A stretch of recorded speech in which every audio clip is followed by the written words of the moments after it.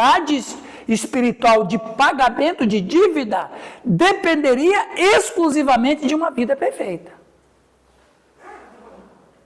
Olha como que a coisa é intrincada nas Escrituras. Não é tão simples como a gente imagina. Então, quer dizer, a morte de Cristo só foi aceita pela Trindade porque a vida dele foi perfeita. Se ele não tem vida perfeita, a morte não teria sentido nenhum, morreu à toa. Seria como um outro ser humano que morreu por causa de pecado. Então, o bem maior do que o pecado foi a perfeição. Essa perfeição, veja que coisa maravilhosa, Jesus Cristo a conquistou e oferece para todo que é imperfeito. Você não vai ser perfeito, mas você vai estar debaixo da minha perfeição. Olha que coisa fantástica, gente. E é por isso que boas obras não salvam, porque a única boa obra que salva é a boa obra que Cristo fez. Porque, de fato, um mal só pode ser desfeito com um bem maior. Mas nesse nível, só Jesus Cristo fez. Então, a perfeição dele, eu fico na sombra da perfeição dele. Lembra quando nós estávamos falando, Lucas? Enquanto você está na sombra da perfeição do Cristo, beleza. O problema é quando o cara começa... Ô, rapaz, volta para cá, rapaz. Volta. Ô, Missionária Rose, volta. Sua cabeça está pensando muito das coisas do mundo, volta. Suzy, volta. Sua cabeça está pensando em muita mágoa, muito ressentimento, muito ódio. Volta. Eu preciso continuar ali. E aí o judeu, no contexto de Paulo, depositaram a sua confiança no trabalho da circuncisão. Meu Deus, que não tem nada a ver. Então veja, que nível que a gente chegou. Segue-se, portanto, que a fonte do elogio é crucial. O zeloso praticante do judaísmo poderia muito bem deleitar-se com os elogios que recebeu dos homens. Os fariseus amavam isso. Os elogios, o religioso ama falar bem assim. Mas, Sofia, você é bem católica, e meu Deus, ó, o quadro do Papa aqui, o quadro do anjo ali. Você sabe que eu como evangelista, muitas vezes, meu Deus, eu visitei centenas e centenas de casas. E eu entrei em cada casa, que é um quadro do Papa João, o mais famoso. Ele era de fato uma pessoa muito querida, né? O João Paulo II. Uma foto do um quadrão do João Paulo II, com um terçozinho pendurado na quina. Até hoje muitos têm, né? Uma foto de Maria aqui. A casa era um templo. E daí eu cheguei. Você quer ganhar a confiança de um religioso? Você chega da casa de uma pessoa dessa, você fala bem assim: nossa vida, como que a senhora é religiosa, hein, Rose? Meu Deus, pronto. Ele diz, eu sou mesmo. 1-0 para você. Paulo chega lá no Areópago, lá no Ágora, lá, que tem 30 mil deuses, olha assim, eu vejo que vocês são acentuadamente religiosos, hein? O cara ganha, é simpatia. O que foi, pastor Marcos? Religiosa aqui, ó. A Mirella, é? Falei para ela assim uma vez, antes de se converter, ainda vou te batizar. Ela está repreendida. Olha!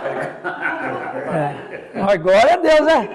Que bênção, né? Aí, ó. Ainda entrei lá e peguei um monte de imagem na casa dela. Então, aí o religioso se apega em? Aparência. Então, o judeu gostava. Jesus não denunciou isso?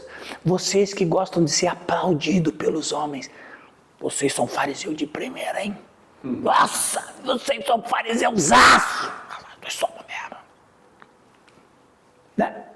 Mas isso nada mais era do que uma glória humana vazia. O verdadeiro louvor não poderia vir dos homens. É o que nós lemos. Não foi lá o Raul que fala nisso, aquele filisteu faltou hoje, né? Aquele incircunciso. Aquele sobrinho de Nabucodonosor. Não veio hoje. Não vai ter recompensa. Não, olha lá, não veio hoje. Por isso que ela está tranquila, né? Exatamente. Mas parabéns. Grande será o vosso galardão por estar aqui. Aí você vai, ele colocou lá aquele vídeo no grupo nosso, do pastor que, se eu faço isso, me critica, se eu faço aquilo, me critica, se eu faço aquilo, me critica. Quer dizer, quem está errado é esse pastor mesmo. E daí, vocês leram o texto que eu coloquei lá, né? Doeu e ficou bravo, então. Quem? Raul. Não, mas ele não tem nada a ver, Com a não. brincadeira do pastor lá, o Nilton. De quem? O Nilton, ou ele, né? Ah, o Nilton sou ele, eu não. Mas assim, não aproveitei um momentinho e falar assim, ó, Jesus não agradou os herodianos, não agradou os fariseus, não agradou os essênios, não agradou ninguém, mas agradou a Deus. A quem de direito? É a mesma questão, eu não quero receber louvores dos homens, eu quero receber Deus me elogiando. Você quer ver? Ele não viu isso, mas a gente viu. Davi não viu. Mas Deus disse, homem segundo o meu coração. Se imagina que elogio é esse? Aí você olha para a vida de Davi, aí você vê que um rapaz bem complicado, né? Bem complicadinho Davi, né? Mas claro, veja, Davi era um poeta. Não existe poeta que não seja sentimental. Vocês conhecem algum poeta que não seja sentimental? Não é a doutora Léa, que é a nossa psicóloga aqui. Todo poeta, ele é sentimental. Ele é apaixonado. Quantos salmos ele escreveu? 73. O cara era um compositor, um poeta, um romanticista. O camarada ganhava as mulheres no papo, na conversa, ele jogava um poema para uma, jogava mas o cara era, e ele era emocional, ele era romântico, ele era emocional. Então o Davi, ele era um sujeito assim, as emoções e o sentimento dele afloravam, por isso que ele era um poeta. Mas também os sentimentos dele afundavam ele. Mas os sentimentos dele levantavam ele. Por isso que Deus vai dizer que é homem que segundo o meu coração. Porque quem é um homem segundo o coração? É o que é perfeito? Não, aí lascou. Mas quem é um homem segundo o coração de Deus? Olha, tema para vocês pregarem, pastores. O homem segundo o coração de Deus é aquele que tem a grandeza de reconhecer os seus pecados e se permitir ser levantado por Deus. Ao mesmo tempo que ele era um pecadorzaço, ele era o mais humilde dos pecadores. O duro quando o cara é pecadorzaço e o orgulho alimenta isso. Mas é o romântico. É o romântico, é o espírito do romântico. Mas ainda bem que aí Deus chega e elogia Davi dizendo, este é o homem segundo o meu coração. Segundo o texto aí. Ué. Segundo o próprio Deus. Exatamente. Se eu vou receber um louvor, que seja de Deus. Ok? O bom louvor do Lucas para mim pode ser sincero, mas pode ter um plano para me puxar para baixo, ou para mexer com algum ego meu. O louvor de cada um de nós aqui, conforme a pessoa, pode ser sincero ou não. Mas o louvor que Deus dá, sempre é sincero. Porque dele não há pecado. Mas apenas do próprio Deus, visto que só Deus conhecia o coração. Se fosse honesto, perceberia que o seu próprio coração, tal como os seus antepassados, era finalmente, verdadeiramente incircunciso. Agora, olha essa imagem. No espelho ali, o que está acontecendo ali? Professora Léa, doutora Léa, olha ali, que quando eu peguei essa imagem, lembrei de você na hora. Isso aí é curso de psicologia, cara. Sinceridade. Olha ali na imagem. Você vê, pastor Giovanni, você que é mestre enxadrista. Aquela peça que está ali, o que é? É um peão, o que é? E lá, refletida? É rainha. O camarada é um peão. Mas para ele é a rainha. Eu estou acima do que verdadeiramente eu sou. Olha que coisa. Então eu lembrei da Léa na hora. A autoestima ali tá bonita aquele ali. Alguém pode ler para nós? Quem conseguir ler? Deus sempre esteve mais interessado no interior do que no exterior. Mesmo quando ele explicou a Samuel, declarando, o Senhor disse a Samuel, não olhes para a sua aparência nem para a altura da sua estatura, porque eu o rejeitei. Porque Deus não vê como o homem vê, pois o homem olha para a aparência, mas o Senhor olha para o coração. Agora eu quero inverter essa imagem. Eu sempre me vejo um peão. Quando eu me vejo sempre o peão, eu sou uma pessoa humilde, temente a Deus. E vejo que em mim não há bem nenhum se Deus não estiver comigo. Quando eu penso isso e vivo isso, é isso que Deus vê de mim. É isso que Deus vê de mim. Porque Deus vê em mim grandes, por exemplo, o José. Eu tenho uma mensagem sobre o José, eu preguei sobre o José. Foi muito interessante. Você olha o José, filho de Jacó. Você olha o José, um fofoqueiro, menino mimado. Ninguém prega isso. Não. Bom, próximo eu vou pregar lá na tua igreja, lá, sobre o José. Um fofoqueiro. Lá não posso pregar na tua igreja mesmo. Um menino mimado. O caçula não saía da tenda do pai, não podia pegar sol. Meu filhinho não vai pegar sol. Vocês vão. José não vai pegar sol. O José não vai cuidar de boi. O José não vai para a lavoura. E ele gosta disso. E quando ele vê os irmãos fazendo arte, fofoqueia. Faz fofoca. Entrega os irmãos odeiam ele por causa disso. Também. Você olha assim, o princípio da vida do José, aí você vai falar bem assim, esse cara não vai aguentar nada na vida. Menino mimado, não sabe o que é problema, não sabe o que é apanhar do pai, não sabe o que é trabalhar no sol, não sabe o que é correr atrás de boi, não sabe o que é plantar, arar um terreno duro, não sabe. Quem olha... Já pensou uma bola de cristal? Chega um profeta, não vou falar bola de cristal porque, né? Mas eu poderia usar bola de cristal, mas vamos falar. Chega um profeta e fala assim, ó, você daqui a uns 10 anos você vai ser um escravo. Agora imagina, um menino mimado, filhinho de papai, não sabia trabalhar, não sabia fazer nada, ele não sabia colocar um arreio no animal. Então ele chega e fala, pessoal, teve um profeta aqui que diz daqui a 10 anos eu vou ser escravo do Egito. Aí o que os irmãos vão pensar dele? Você vai morrer na primeira semana. Você é escravo? Com essa mãozinha? Com essa pele? Você não aguenta uma semana, meu. Ele não só aguentou, como ele resistiu a tudo e a todos, e foi feito vice-rei do Egito. Por quê? Porque quando todo mundo via o menino mimado, Deus olhava o coração dele. Via um coração que temia Deus. Por isso que Deus, mesmo José sendo esse menino mimado, fofoqueiro, Deus deu sonhos grandiosos para ele. Porque Deus conhecia o coração daquele rapaz. Ó, pastor Calixto, anota aí. Sermãozinho para domingo. Fala. O José, já fala no começo também. Não, mas sim, não, porque o Jacó, ele só era protegido pela parte menos interessante. A mãe.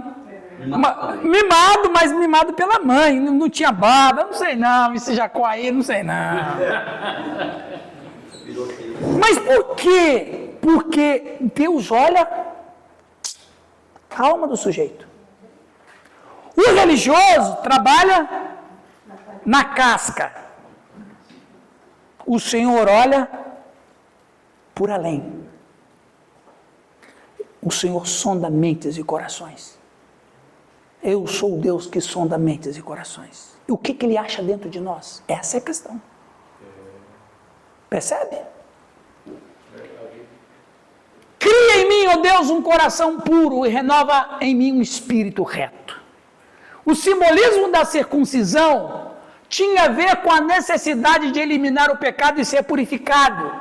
Foi o órgão masculino que demonstrou mais claramente a profundidade da depravação, porque continha a semente que produziu pecadores depravados. Aqui tem um simbolismo que pouca gente sabe. Nem o pastor Giovanni talvez sabe, o homem que conhece todos os simbolismos, formado em toda a cultura judaica. Ele e Moisés, formado em toda a cultura judaica. Ficou até vermelho. Tô com moral com ela. Qual foi o maior motivo pelo qual Deus exigiu a retomada ou a retirada do prepúcio do pênis? Aqui está o simbolismo da circuncisão. Quem lembra nós? Eu leio. Leia.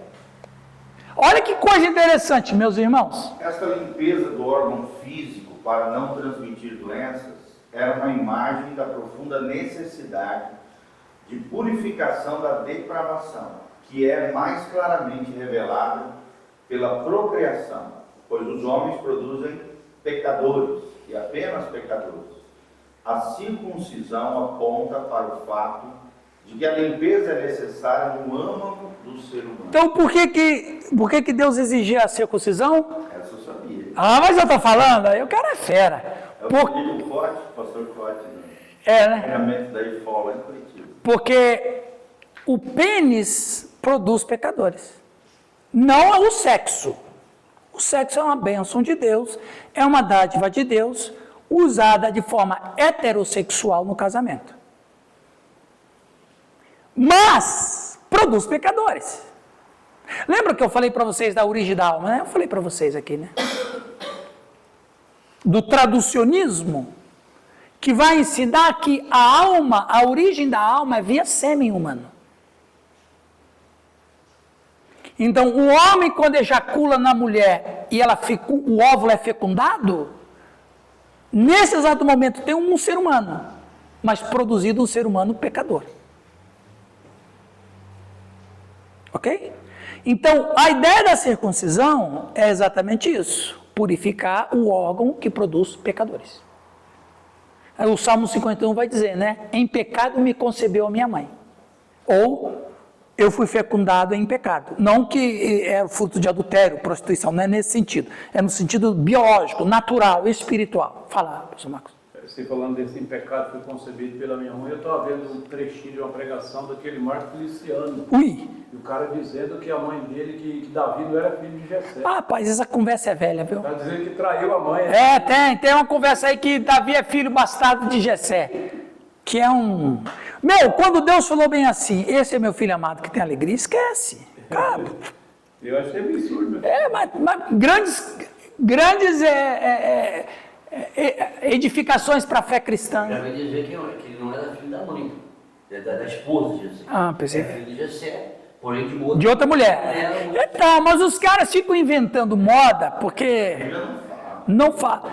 John Trapp, um teólogo escocês do século XVIII, disse: onde Deus não tem voz, não devemos ter ouvidos. Pronto. Se a Bíblia se calou, o que eu vou inventar? E vou dizer mais, você sabe por que eu não acredito nessa tese falsa? Porque Deus nunca escondeu os pecados dos seus heróis. Abraão, pega lá os patriarcas. Pega os patriarcas. Deus nunca escondeu os pecados de ninguém. Deus vai esconder o pecado. Ainda mais de alguém. Exatamente, ainda mais de alguém que entrou na linhagem do Cristo. Nossa, mas se Jesus é anjo agora, então... Ah, bom, aí você aceita. Percebe? Então, eu estava falando com o Lucas hoje do café. Às vezes as pessoas fazem afirmações por uma paixão sem nenhuma inteligência. Porque... Tem igrejas que elas exaltam essa questão da eloquência, sem filtrar aquilo que foi falado. Exato. Quer dizer, o cara falou bonito, pomposo. Isso, cheio de articulação. De articulação, Então é mesmo. nome de Deus. É. E às vezes vai analisar o conteúdo. Então, só essa frase que eu disse destrói uma hora de palestra do cara. Deus nunca escondeu o fracasso, os pecados dos seus heróis. Nem dos apóstolos. E o pior, quem escreveu o Pentateuco? Moisés. O Moisés poderia dizer assim para Deus, se eu falar isso de mim vai pegar mal, né? Ei, Giovanni, Deus, é sério que eu vou escrever isso aqui? Que eu e minha esposa tivemos um problema, que ela me chamou de esposa sanguinária, vai pegar mal para minha biografia, eu vou estragar minha biografia, não posso fazer isso, meu. Ele colocou lá, o cara falou mal dele mesmo. Você imagina, o Pedro chega para o Mateus e diz, Mateus, você vai escrever sobre essa nossa história, né? Ó, pula aquela parte lá em que eu neguei o senhor. Você vai estragar meu caixão, cara. Que foi, Lucas, que tá rindo aí, Lucas? Pô, Mateus, eu sei que a gente nunca foi legal, você nunca foi mesmo, porque entre os 12 não tinha amizade não, só depois. Mas enquanto estava com Jesus, o pau comia entre eles, né? O Pedro, pô, cara. Foi, é. O Pedro foi a fonte para o Marcos escrever o evangelho dele, né? Pedro, para mim escrever isso aqui mesmo, mete ficha aí, meu filho. Então veja, não somente Deus nunca escondeu os pecados dos seus heróis, como os próprios heróis nunca negaram e acrescentaram os seus próprios pecados. Quer discutir com a Bíblia, meu? A Bíblia não é a palavra de Deus. Como é que o cara vai falar? Você pega um livro, uma biografia de Bill Gates aí. Você vai falar que ele é um vencedor. Igual do Mark Zuckerberg, dessas redes sociais. Ele não vai dizer lá que ele roubou a ideia do cara lá, pô, do colega de quarto dele. Ele vai dizer que ele que fez o negócio. Qual é a autobiografia ou a biografia de um cara que vai dizer, eu fui um pústula, eu fui um covarde? Não vai, cara, não vai. Mas por que a Bíblia não esconde? Porque é a palavra de Deus, acabou. Amém, meus irmãos? Você gostou, né?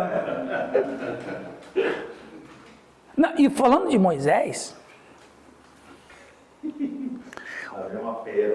Não, e falando de Moisés, o Moisés, além de falar mal dele, não falou daquilo que ele era bom. Quem vai falar de quem ele era foi o Lucas em Atos e foi o autor de Hebreus, o Apolo. Apolo, vocês sabem o motivo, né? Cara, o autor de Hebreus tece um elogio de Moisés, que se o Moisés estivesse vivo, ia morrer de vergonha. Preferiu ser maltratado com o povo de Deus, porque olhava para frente, aquela coisa toda, Moisés. Quer dizer, o Moisés, além de não falar no que ele era bom, só falou aquilo que ele não prestava. É isso, uma das coisas que prova a Bíblia como palavra de Deus. Mas é maravilhoso.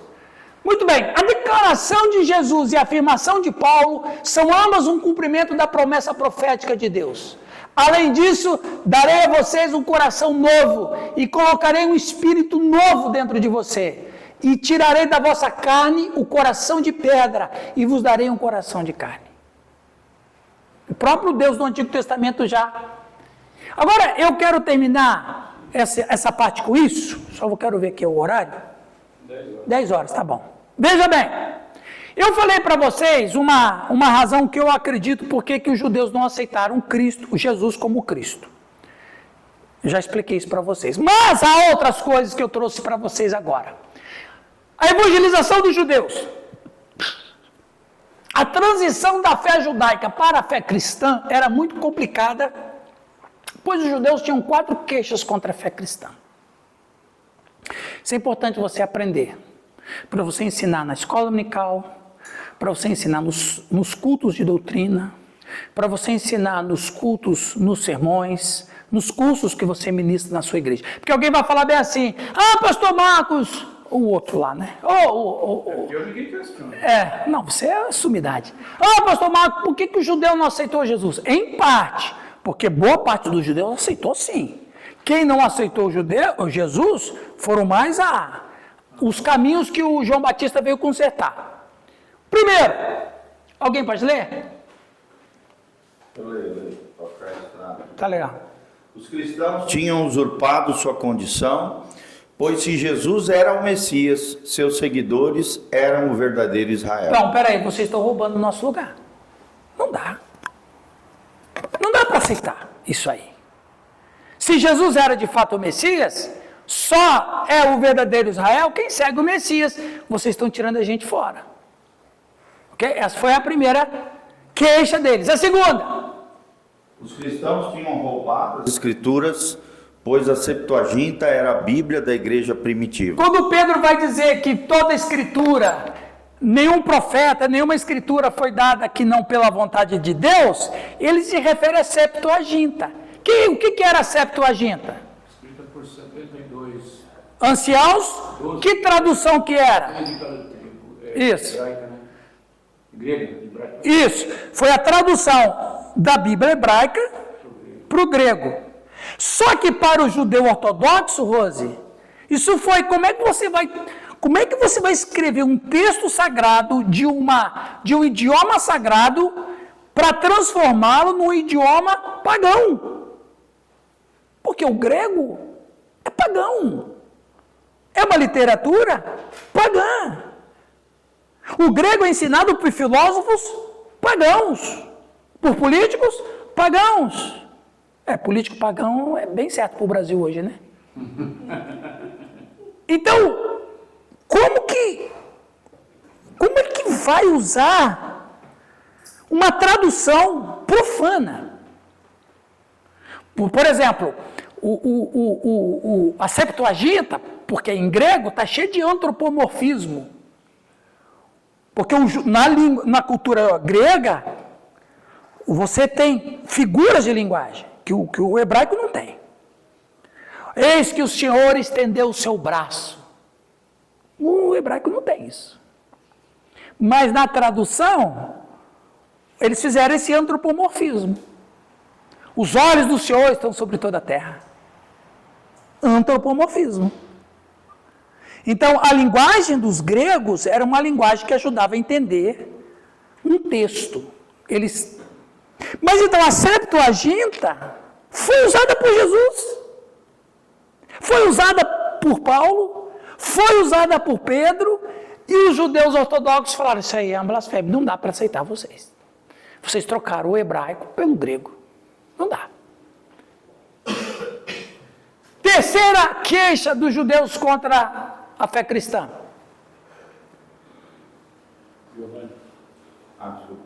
Depois você pode passar para o... Os cristãos tinham quebrado a lei. Jesus tinha liberdade com o sábado e tinham coragem de mudar a Torá e desprezado o cuidado cerimonial. Exatamente. Ele faz obra no sábado, ele não respeita, come sem lavar a mão. Então, quer dizer, vocês quebraram a lei, vocês quebram a lei todo dia. 4. Os cristãos tinham repudiado a liderança sacerdotal, comiam com os gentios, liam outros livros que não fosse a Torá, e a circuncisão fora desprezada. Como é que vocês querem que a gente aceite a fé de vocês? A fé de vocês leva a andar com os gentios, vocês leem outros livros. Não é desse jeito, não dá para aceitar isso. E outra, vocês nem circuncidam mais. Vocês abandonaram a circuncisão. Abandonaram a aliança. Vocês não são judeus. E último. Os cristãos tinham espiritualizado os cultos, dispensado os sábados, a circuncisão, os sacrifícios, o templo e o E sacerdócio. para acabar, vocês destruíram tudo que representa a fé judaica. Não vão mais nos templos, oram em qualquer lugar. O Pedro, que é um judeu, disse que todo mundo é sacerdote. Pode ser todo mundo ser sacerdote. E outra, vocês mudaram o dia da adoração. Vocês não cultuam mais sábado, vocês agora guardam o primeiro dia da semana. O primeiro dia da semana é dia de trabalho.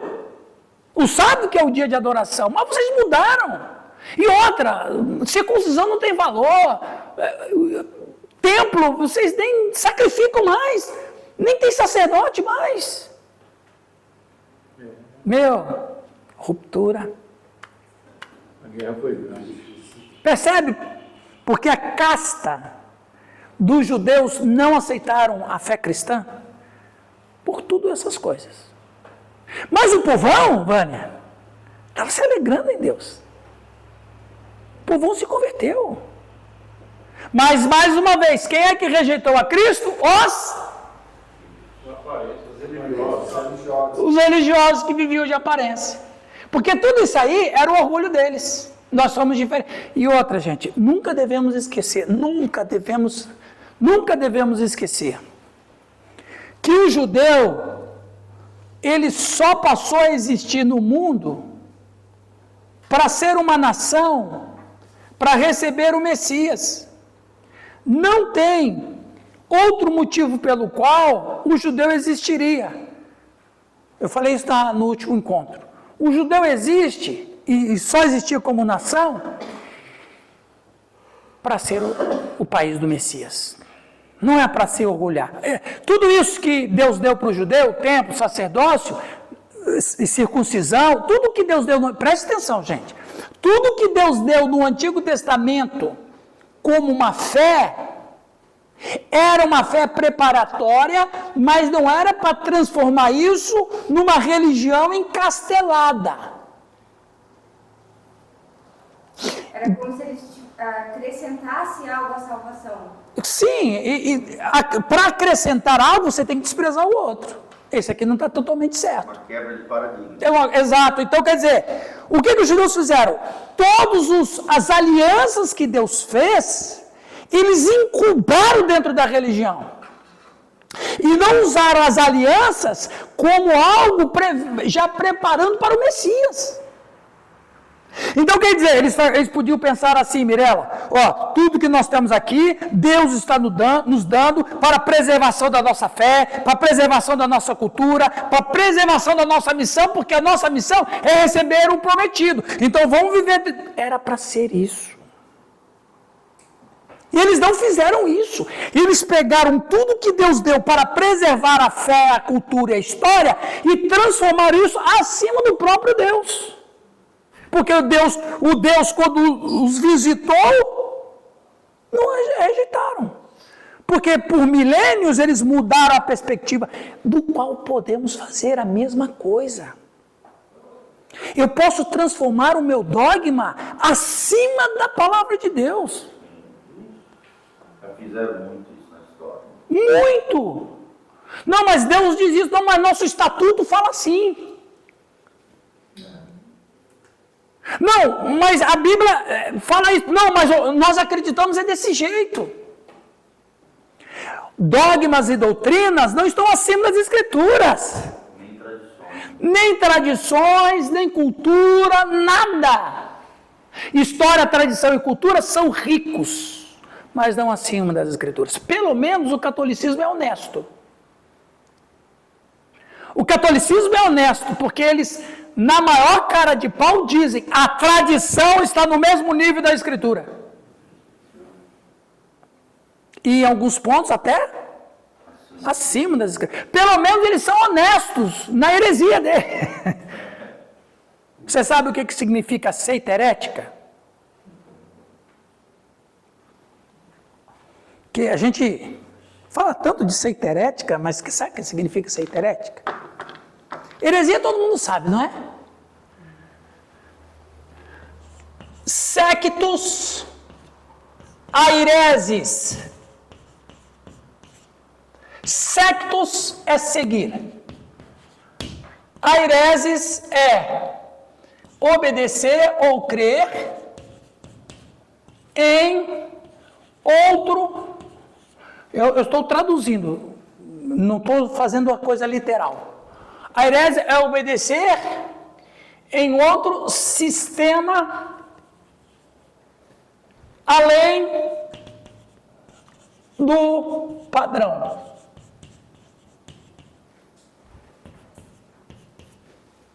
Então veja, seita herética, sectus aireses, ou seja, é seguir um outro sistema além do padrão. Então, por exemplo, qual é o padrão do cristão? O padrão nosso. Qual é o nosso padrão? A Bíblia.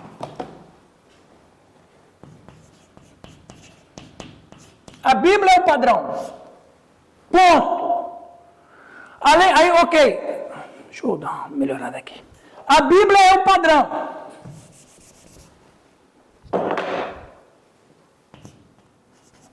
Bíblia. A Bíblia é o padrão, mas aí há outras questões. Dogmas.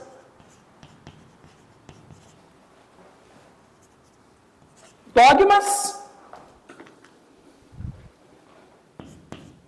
doutrina, cultura, tradição. Dogmas, doutrinas, cultura e tradição tem que estar subordinado aqui. Ponto. Dogma, doutrina, cultura e tradição tem que estar subordinado aqui, porque a Bíblia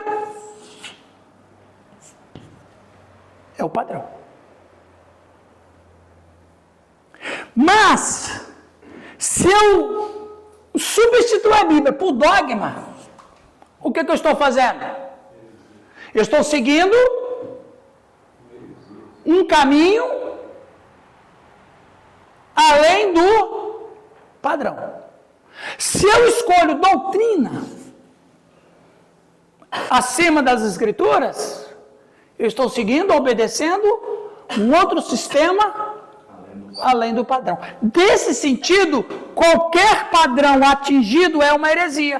Por isso que a gente tem heresia política, heresia forense, heresia jurídica, porque todos os sistemas, todas as instituições têm um padrão.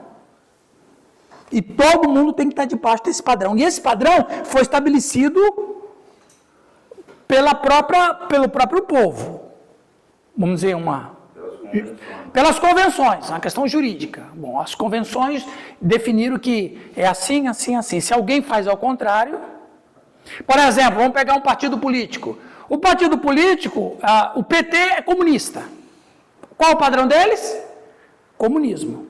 Mas se alguém lá dentro falar bem assim, não, eu acho que não é bem por aí, não. Eu acho que a gente tem que ter uma via um pouco mais liberal. O que ele representa para o partido? Um herético. Um corpo estranho. Então, ele é um corpo estranho porque ele está além do que as nossas convenções decidiram. E eles estão certos. Se você tem uma convenção, se você não tem um padrão eleito por uma convenção, tem que seguir aquilo lá. Se você segue o contrário, é o que aconteceu na história da igreja. Você tem igreja tradicional. Não, a nossa igreja é tradicional e é desse jeito aqui. Nós estabelecemos um padrão tradicional. Ah, mas tem aquele neguinho lá que começou a falar em língua. Não. Aquele neguinho ali, né? Não, aí não. Monta renovada. Aí, exatamente. Aí, o pastor Calixto conversou com o Alex, conversou com o Reginaldo, conversou com o Marcos, conversou com a Sofia. Aí eu disse, não, mas eu acho que o pastor Calixto está certo, o Espírito Santo está revelando a ele. O que acontece? Uma racha, o que aconteceu na Igreja Presbiteriana do Brasil com a Presbiteriana Renovada. Por quê? Porque o pastor Calixto fugiu do padrão. Então, ele é um herético. Mas, claro, eu estou falando isso em níveis inferiores. Mas, no que tange a espiritualidade, a salvação, a Bíblia é o nosso padrão. Lembra que o Atos vai dizer que os cristãos, eles eram da seita dos nazarenos? Todo mundo olha aquilo ali e vai falar assim, nossa, ele estava chamando os cristãos de heréticos. E eram mesmo. Porque pelo padrão judaico, os cristãos é tudo herético. Só que o padrão que eles estabeleceram não foi o padrão que Deus estabeleceu como regra de espiritualidade em relação ao Messias. Fala.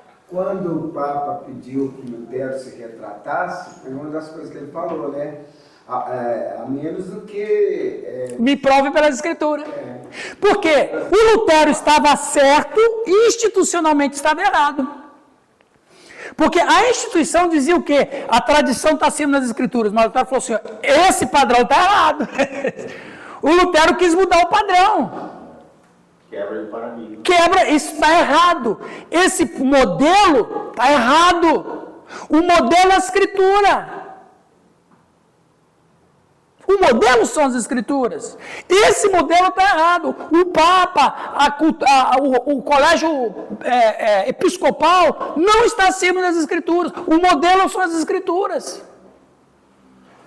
Aí o Pedro vai dizer em Atos, mais importa obedecer a Deus que aos homens, porque Deus é o padrão. As referências absolutas estão em Deus. A palavra de Deus é o padrão. O que vem de Deus é o padrão. Nada substitui o padrão. Se estabelecer um outro padrão, esse padrão está errado, tem que ser mudado. Foi o que o Lutero fez. O modelo está errado. Aliás, falar em modelo, não é? Só uma beliscadinha nos evolucionistas aqui. Eles vivem mudando de padrão. Já reparou do Big Bang? Eles vivem mudando de padrão. Não, aí o James Webb está revelando um monte de coisa, eles estão mudando o padrão. Não aceitam o padrão da criação. Não aceitam, mas estão mudando o padrão. O modelo está mudando direto. Ok? Então, do ponto de vista histórico, o judeu transformou a sua cultura, a sua história, o seu dogma, o padrão. Quando o Cristo veio, o que aconteceu? Cristo não atingiu o padrão. Por isso que ele foi rejeitado. Mas quem foi que aceitou Cristo? Quem não seguia padrão nenhum. Quem não tinha padrão nenhum. Quem estava perdido na vida e na história. Os que não tinham padrão nenhum, Sofia, aceitaram o padrão de Deus. E a religião nunca pode ser o padrão. Aqui que está o erro. O modelo não é a religião. O modelo é a Escritura. Se a sua igreja começa a praticar e dá atenção a um tipo de comportamento que agride o padrão estabelecido por Deus, é heresia. Como é heresia fazer casamento entre pessoas do mesmo sexo. Como é heresia a gente praticar certos atos que não há coerência nas Escrituras, não há apoio nas Escrituras. Como é, eu estou falando numa questão dogmática, você pode sair para o campo jurídico. Como é heresia o aborto. Como é heresia um monte de coisa que foge do padrão estabelecido. Então, nós temos um modelo a ser seguido. Jesus Cristo. E aí, Giovanni, muitos cristãos metem o pau no judeu porque rejeitou a Cristo, mas muitos desses que metem o pau no judeu também praticam a mesma coisa, porque eles mudaram o padrão. Ele tem outro modelo. Estabelece uma lei para si mesmo. Aí faz uma convenção baseada em humanismo, estabelece o padrão, mas o cara fala, não, mas não é bem assim que a Bíblia diz, mas nós escolhemos que é.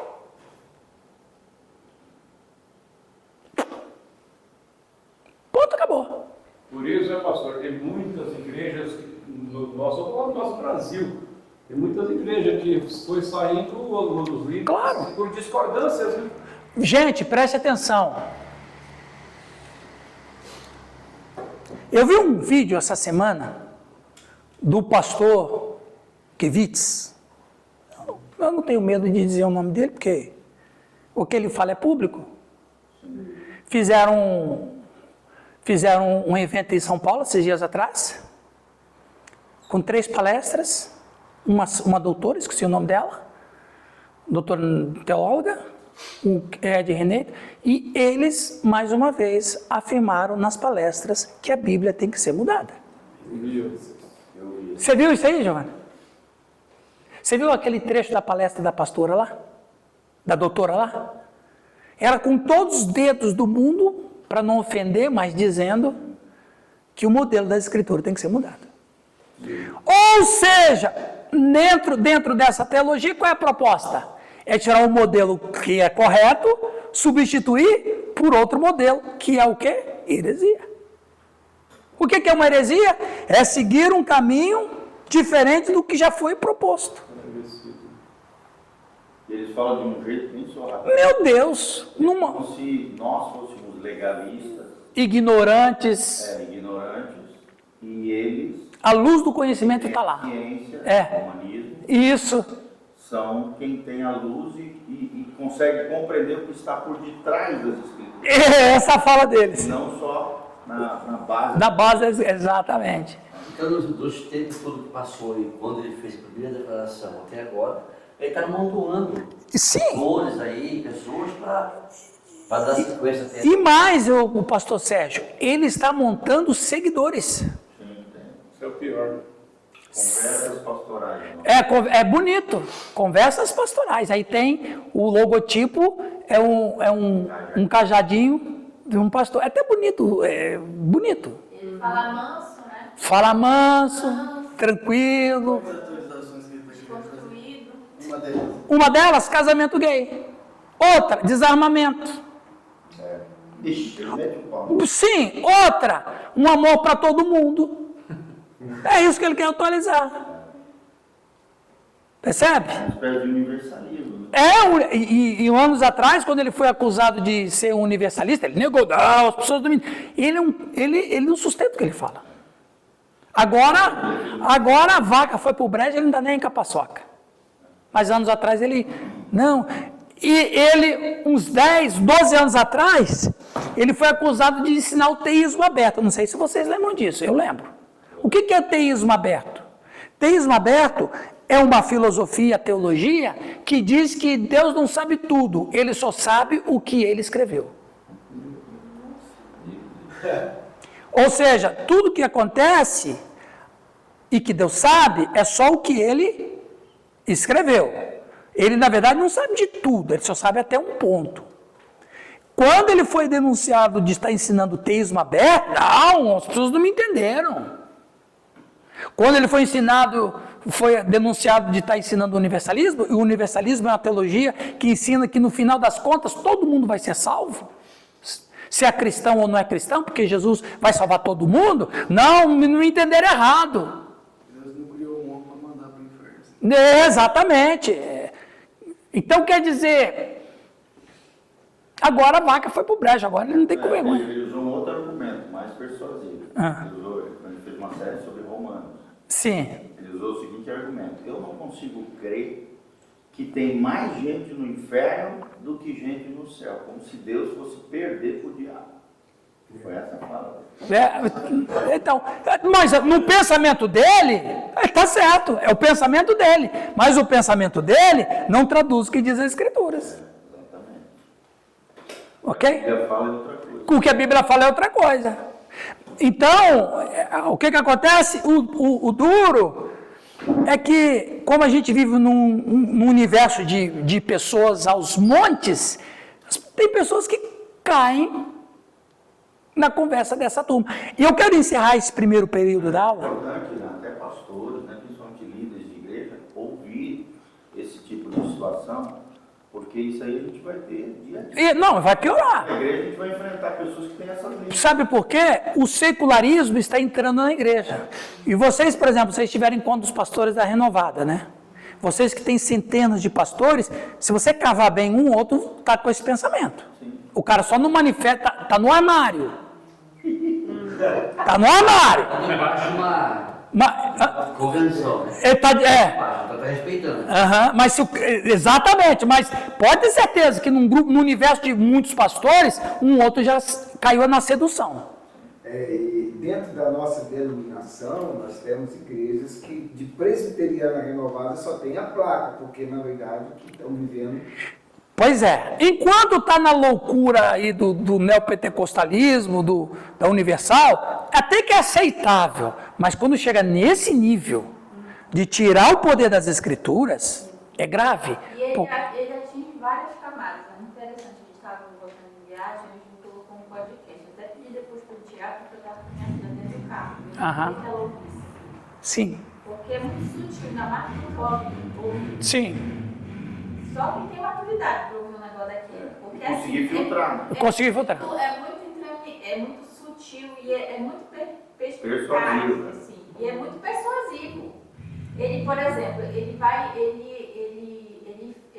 trouxe uma mulher lá para falar sobre a questão desconstruir essa questão do homem, ajudar a mulher dentro de casa, com a família. Eu acho muito válido, muito legal. Isso que eu estou falando. Traz questões muito interessantes que são válidas. Certo. Né? Não são coisas que a gente tem que jogar fora, não é isso. Só que nisso, aí entram umas palavras muito equivocadas. Por exemplo, chegou uma hora que ele falou, junto com ela, mas só Não, mas é que aí a gente tem que pensar quando foi escrita a palavra que disse que a mulher tinha que ser submissa ao marido. Foi naquela época, hoje isso não se aplica mais. Tá entendendo? Aí, Lucas, ela está ajudando a responder a pergunta que você fez. Aí ele desconstruiu a questão da submissão. Quer dizer, a submissão da mulher não funcionava mais. Quer dizer, aí hoje não... Feminismo. É o feminismo, né? Aí falando... Quer dizer, eu, meu marido, o Gil, e a minha filha, que tem 20 anos. Eu sei distinguir isso. Aí eu disse, não, tira isso. É uma coisa... Faz mal pra gente, né? Ainda bem que ela tá dormindo. Ainda bem que ela tá dormindo assim. É uma coisa muito perigosa. Muito perigoso. Muito perigoso. Para uma jovem ouvir um negócio desse... O João já não disse isso 2000 anos atrás? Eles saíram do meio, os anticristos saíram do meio de nós? Viu, Sofia? Saíram do meio de nós. Eu quero encerrar. E tava mansa.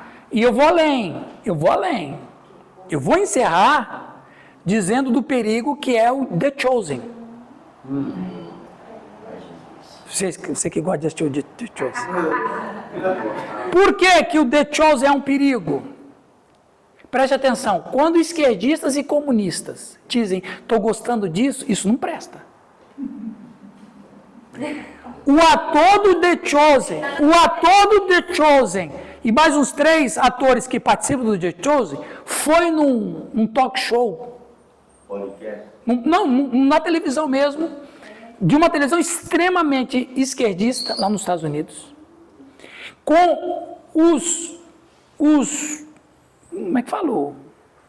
Os jornalistas não, os entrevistadores assumidamente esquerdistas, elogiando a série e elogiando o Jesus que aquele ator estava interpretando. Peraí, se esquerdista está gostando de uma coisa errada.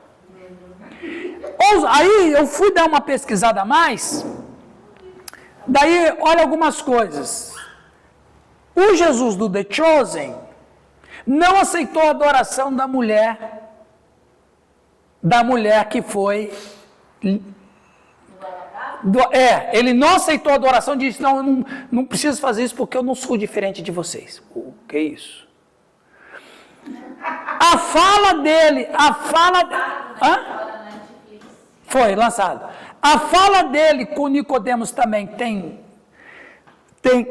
apelativos de que ele está dizendo que não é Deus. Na verdade, o Jesus do The Chosen é um Jesus pós-moderno. E é por isso que a rede do esquerdismo estão gostando desse Jesus. Ele não denuncia pecado. Aquela cena da mulher em flagrante adultério, ele só disse assim, eu não te condeno, mas não disse, vá e não peques mais. Então, o Cristo do The Chosen é exatamente o que você falou, Sofia. É tão sutil que você gosta dele. É misturado com verdade. Fica uma verdade camuflada. Ela é meia verdade. Aí você vê... Eu vou ser honesto para os irmãos. Quando eu comecei a ver o sucesso, eu falei, tem uma coisa errada, porque o mundo não gosta do que é de Deus. Gosta de Jesus. Ainda mais de Jesus, sabe? O mundo não gosta das coisas de Deus. Como é que o mundo está gostando de um seriado? Não, tem alguma coisa errada. Aí quando eu comecei fiz essas descobertas aí. Nas minhas férias, a gente veio de Londrina e lá a gente foi até o cinema e assistimos o lançamento da 4ª temporada. Até então, eu vi com os olhos bons. Mas quando eu assisti os primeiros episódios da 4ª temporada, eu chamei a minha filha, meu genro, a funcionária, e falei, olha, tem coisa errada. Você viu isso? Vi. Aí de lá para cá, eu comecei a pesquisar melhor, a entender que aquilo é puramente secularismo. É secularismo. Por quê? Ele deu muita ênfase no início da 4ª temporada ao catolicismo. Demais. Sabe? Exaltou demais o catolicismo. Eu falei, tá errado. Nós não podemos assistir. Exatamente. Aí minha filha falou, pai, sabe o que eu percebi também? Então veja, Eu não vi porque eu não assisti agora. Você sabe qual é o problema do teólogo? Sabe, Mariela, qual é o problema do teólogo? Ele é um desmancha prazer. Deixa a gente continuar cantando essa canção, ela é tão bonitinha. O teólogo fala, essa canção não presta. Pô, olha, a liberdade é de cada um. Eu não tenho interesse em assistir, porque aquele não é o Cristo das Escrituras. Eu assisto também, mas eu acho que quem é o líder em si assistir é bom para tirar essas... Não vê, ele não vê, ele não percebe. Eu fui assistir porque até então... É muito sutil, Marcos. Mas aí eu percebi. É muito sutil. Daqui a pouco você vai pregar um sermão sobre Jesus, que ele disse bem assim, vai, eu também, eu não te condeno, não peques mais. Aí tua ovelha que assiste o The Chosen fala assim, não, mas Jesus não falou isso não, pastor.